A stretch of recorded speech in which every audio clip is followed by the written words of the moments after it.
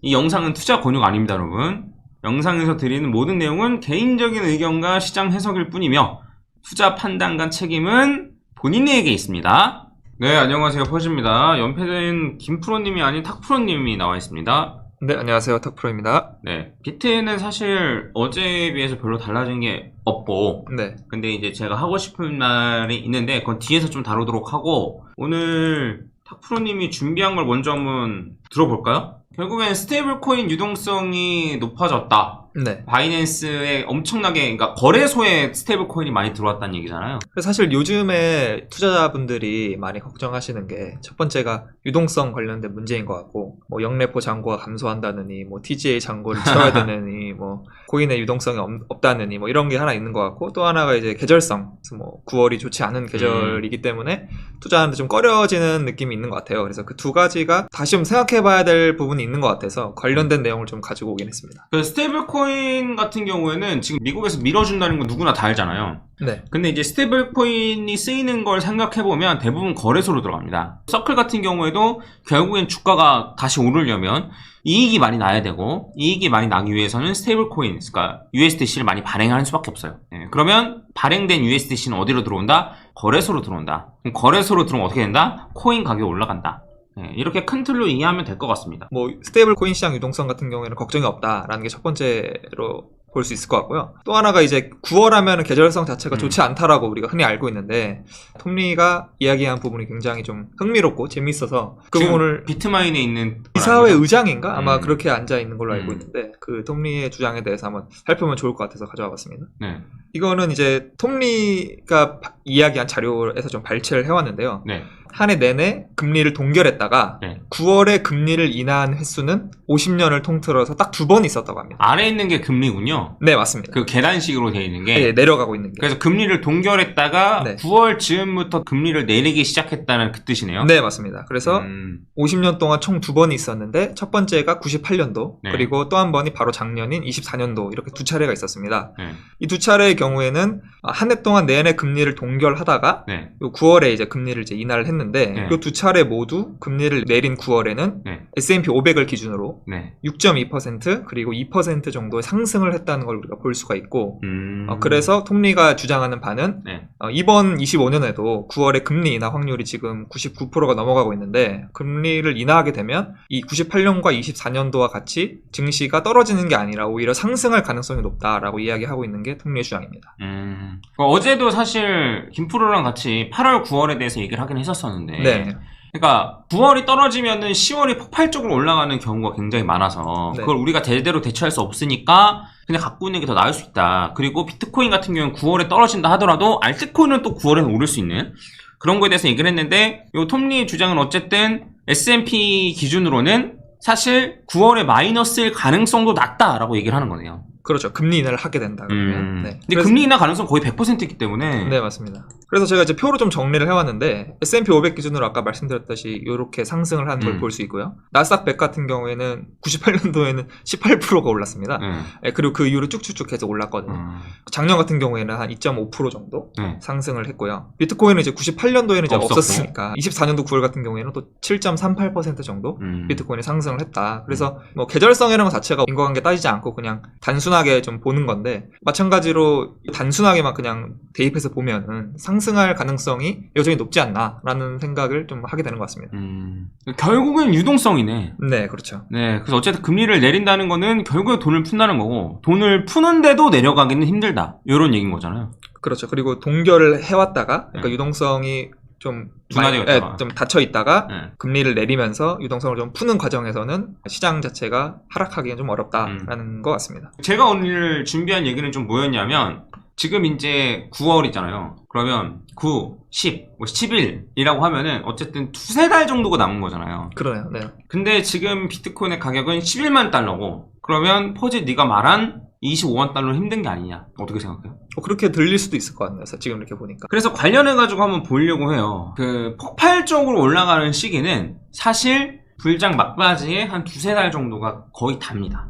네, 해서 해당 부분 좀 참고해 주시고, 그래서 많이 올라갔던 거를 한번 생각을 해보면, 자, 얘 같은 경우에는 여기서부터 여기까지 지난번 불장이에요. 물론 이때를 생각을 해도 되긴 되지만 알트 불장이 여기였거든요. 그래서 이때를 생각하자고 이때만 가지고 좀 얘기를 하면 여기서부터 여기까지 올라가는데 봉이 6개.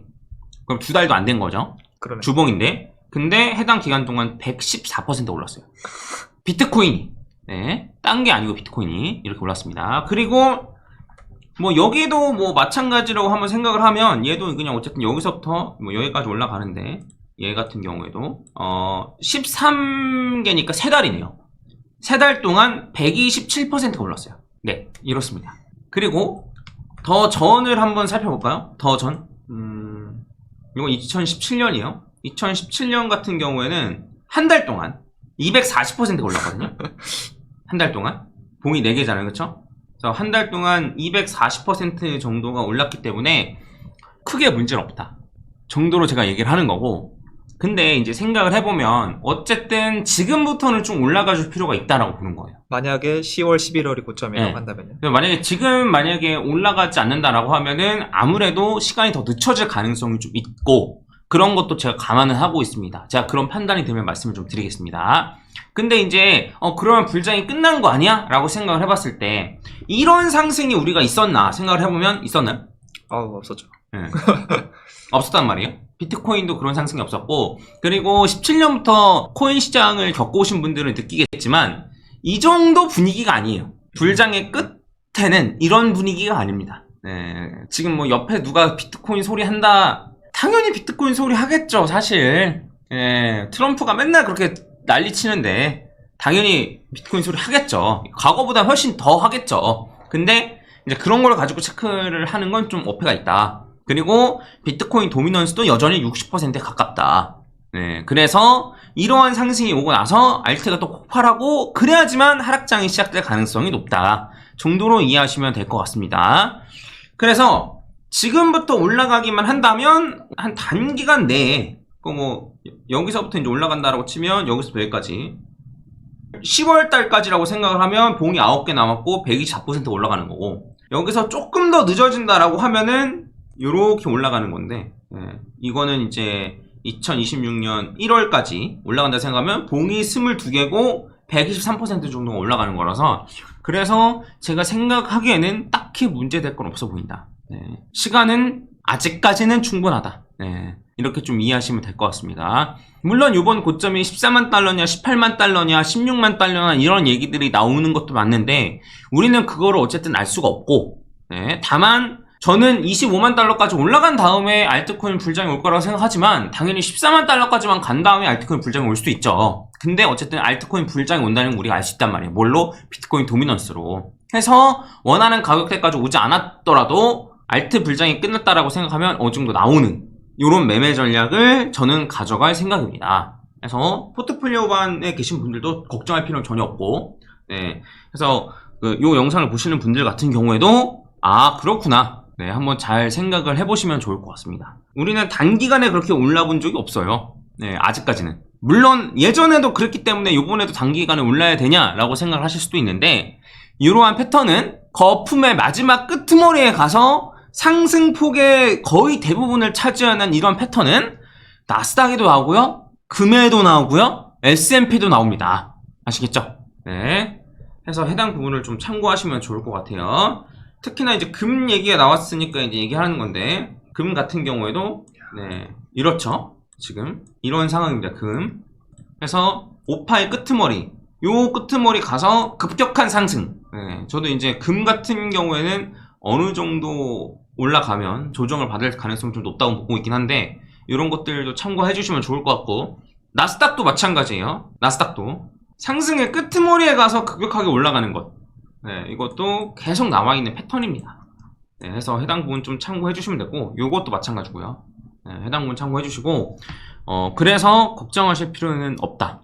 그리고 아까도 말했듯이 결국에는 코인은 유동성인데, 그런 유동성을 생각을 해봤을 때 금리 인하할 가능성이 높은 게 아니라 100%잖아요. 그렇죠.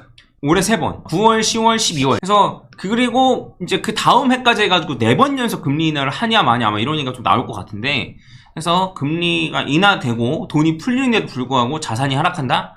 이런 걸 생각하기 좀 쉽지 않습니다. 그래서 이러한 큰 틀을 가지고 큰 시야를 가지고 매매 전략을 세우시면 좋을 것 같습니다. 물론 올라가는 와중에 떨어졌다 올라가고 그냥 올라가고 어떤 거든 나올 수 있겠지만 큰 방향성은 제대로 생각하고 있어야 흔들리지 않을 수 있습니다. 이 정도로 하고 마무리 짓도록 하겠습니다.